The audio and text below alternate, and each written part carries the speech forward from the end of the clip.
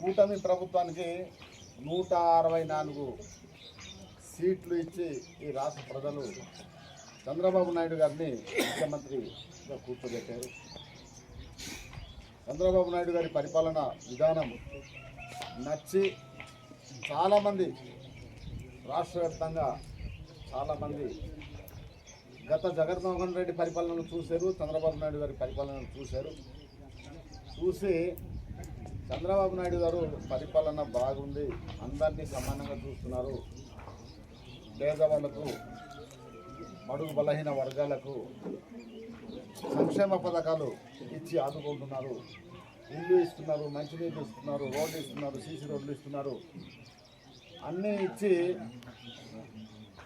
ఆయన మన పేద ప్రజల కోసం బడుగు బలహీన వర్గాల కోసం పనిచేస్తున్నారు అని ప్రజలందరూ నమ్మి ఈరోజు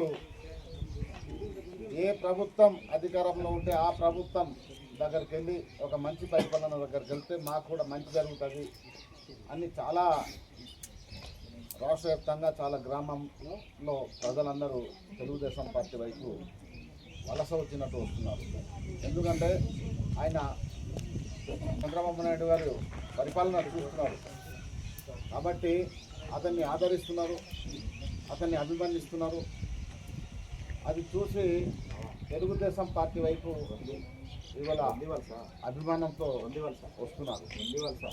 అదే క్రమంలో మీ ఈరోజు చిన్నలపూడి పంచాయతీ గుందివలస గ్రామస్తులు అందరూ ఒక మంచి నాయకత్వం, ఒక మంచి ప్రభుత్వం దగ్గర ఉంటే మా గ్రామానికి మంచి జరుగుతుంది, భవిష్యత్తులో మాకు భవిష్యత్తు ఉంటుంది అని ఒక చక్కటి ఒక మంచి ఆలోచనతో ఇవాళ వైఎస్ఆర్సీపీ నుండి తెలుగుదేశం పార్టీకి రావడం నిజంగా చాలా సంతోషంగా ఉంది. ఇది చాలా మంచి నిర్ణయం. మా కూటమి ప్రభుత్వం, కూటమి అంటే సెంట్రల్ స్టేటు కలిపి కూటమి, ఈ కూటమి ప్రభుత్వము మీకు ఒక మంచి అవకాశం ఇస్తుంది. ప్రతి ఒక్క పీవీటీసీకి ఇల్లు ఇవ్వాలని ప్రభుత్వం వచ్చిన వెంటనే అందరికీ ఇల్లు ఇచ్చిందా లేదా ఇల్లు. అలాగే పీవీటీసీ గ్రామాలకి ఎక్కడ గ్రామం ఉంటే అక్కడ తార్ రోడ్డు అని చెప్పింది.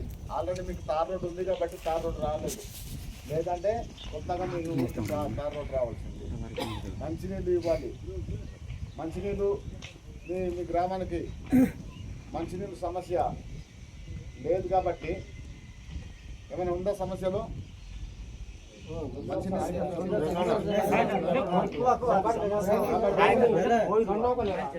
ఏది లేకపోతే డ్రైనేజ్ కదా,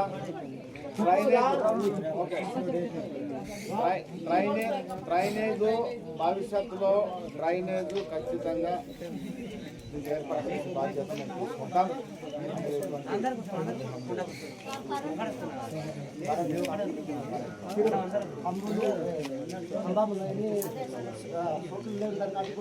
అది ఎన్ని తిరుగారు మీకు కరెంట్ స్తంభాలు ఎన్ని కావాలా, డ్రైనేజ్ ఎన్ని మీటర్లు కావాలా, మీరు ఒక లిస్ట్ రాసి మాకు ఇవ్వండి, దాన్ని బట్టి మేము ఏర్పాటు చేయాలి తీసుకుంటాం.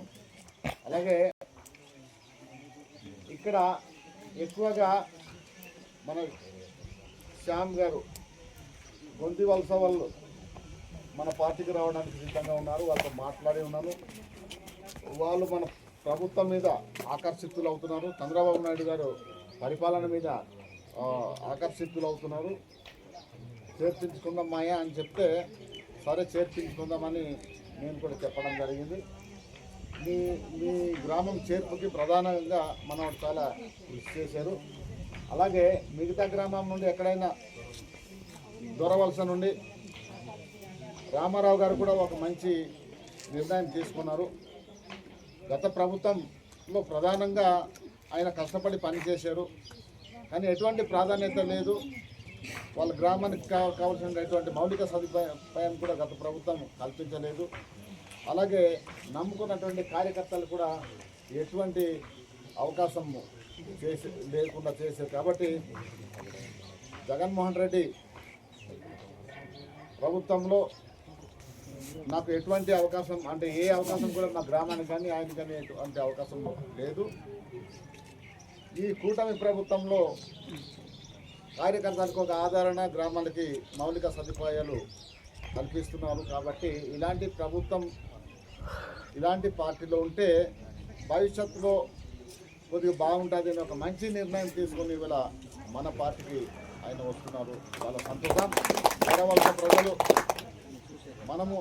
మనకు ఏ ప్రభుత్వం మంచిగా చూస్తే ఆ ప్రభుత్వం వైపు మనం వెళ్ళాలి. గత ప్రభుత్వం పరిపాలన కోసం చెప్పాలంటే చాలా ఉంది. ఈ రాష్ట్రాన్ని పూర్తిగా ధ్వంసం చేసినటువంటి పరిస్థితి, ఖజానా ఖాళీ చేసినటువంటి పరిస్థితి, అప్పుల్లో పూర్తిగా ముంచినటువంటి పరిస్థితి. కాబట్టి అది చాలా ఉన్నాయి. ఇప్పుడిప్పుడే ఆర్థికంగా ఇబ్బందులు ఉన్నా కానీ ఒక పక్క సంక్షేమ పథకాలు, ఒక పక్క అభివృద్ధి, మనకు రోడ్లు, ఇవన్నీ మన ప్రభుత్వం మనకు కల్పిస్తున్న పరిస్థితి మీరు అందరూ గమనిస్తున్నారు, చూస్తున్నారు. భవిష్యత్తులో ఇంకా ఒకేసారి అన్నీ అయిపోదు కానీ కొద్ది కొద్దిగా ఒక్కొక్కటి అలాగే మనం సాధించుకొని ముందుకు వెళ్దామని ఈ సందర్భంగా మీ అందరినీ తెలియజేస్తూ ఉన్నాను. ఇందాక మిత్రులు చెప్పారు, కాపీ చంద్రబాబు నాయుడు గారు ఒకటే ఆలోచన చేశారు, అరకులో ప్రజలందరూ ఆర్థికంగా అభివృద్ధి జరగాలంటే వాళ్ళు పండించిన కాఫీ పంటకి రేటు రావాలి అని చెప్పి చంద్రబాబు నాయుడు గారు, మన ముఖ్యమంత్రి గారు విదేశాల్లో ఆయన ఎక్కడికి వెళ్ళినా, అమెరికా వెళ్ళినా, లండన్ వెళ్ళినా, స్విట్జర్లాండ్ వెళ్ళినా, లేదంటే ఈ జపాన్, జర్మనీ ఎక్కడికి వెళ్ళినా అరకు కాఫీని తీసుకెళ్ళి మా అరకు ప్రజలు, గిరిజనులు, పేదవాళ్ళు పండించిన పంట చూడండి చాలా మంచిది అని చెప్పబట్టే చంద్రబాబు నాయుడు గారి మీద నమ్మకం ఉంచి కాఫీ రుచి చూసి అరకు కాఫీ ఇంత రుచి ఉందా అనుకుని అప్పుడు రేట్ పెంచారు. చంద్రబాబు నాయుడు గారు కనుక మాట్లాడకపోతే ఆ రేట్ మనకు రాదు. మనం వెళ్ళి మాట్లాడగలమా? అమెరికాలో, లండన్లో, జర్మనీ, జపాన్ మనం వెళ్ళగలమా? మనం మాట్లాడగలమా? నరేంద్ర మోడీ గారికి మనము కాఫీ ఇవ్వగలమా? నరేంద్ర మోడీ గారు కాఫీ తాగి, అబ్బాయి ఇది ఎక్కడ coffee? Araku coffee sir. Araku కాఫీయా? ఒక్కసారి నరేంద్ర మోడీ గారు అరకు కాఫీ అంటే ఎంత గొప్పగా ఉంటుందని చెప్పేసరికి అరకు కాఫీ మీద విపరీతమైన ఒక రేజ్ వస్తుంది. రైతులకి లాభం కలిగిందా లేదా? కాఫీ రైతులు, మిరియాలు పండించే ప్రతి ఒక్క రైతులకి ఇవాళ లాభం వస్తుంది అంటే అది చంద్రబాబు నాయుడు గారి దయ.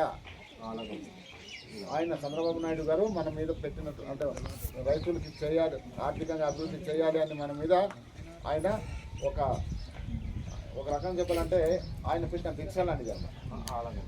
కాబట్టి అలాంటి నాయకుడిని మనం నమ్ముకోవాలా వద్దా? అలాంటి పార్టీని మనం నమ్ముకోవాలా వద్దా?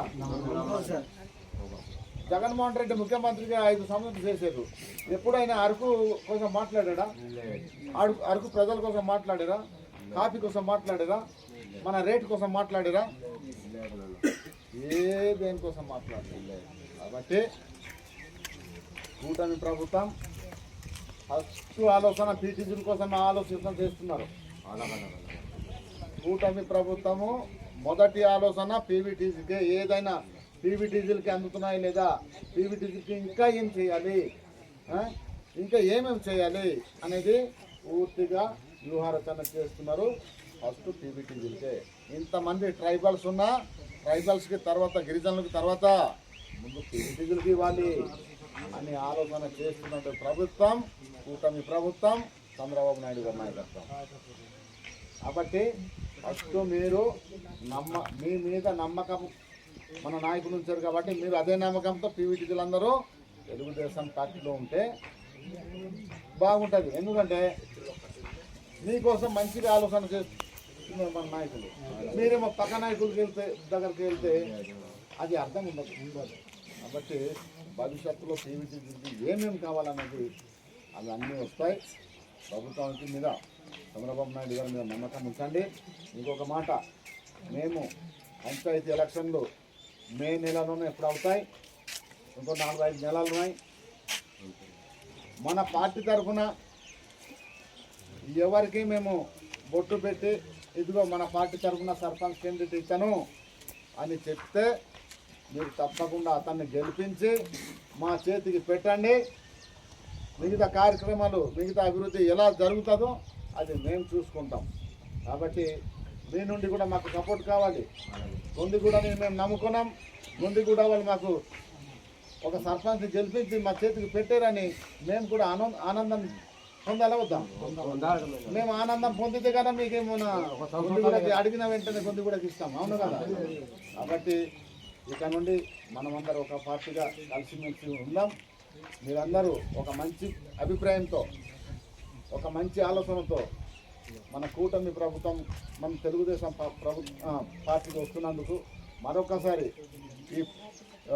ఈ ఎవరెవరైతే మీరందరూ వస్తున్నారో గొంది వలస ప్రజలందరికీ, చిరంజీవికి, తర్వాత మిగిలినటువంటి సుందరమ్మ గారికి, రామారావు గారికి, మల్లన్న గారికి, దీనితో పాటు ఊరి ప్రజలందరికీ మరొకసారి కృష్ణ గారికి,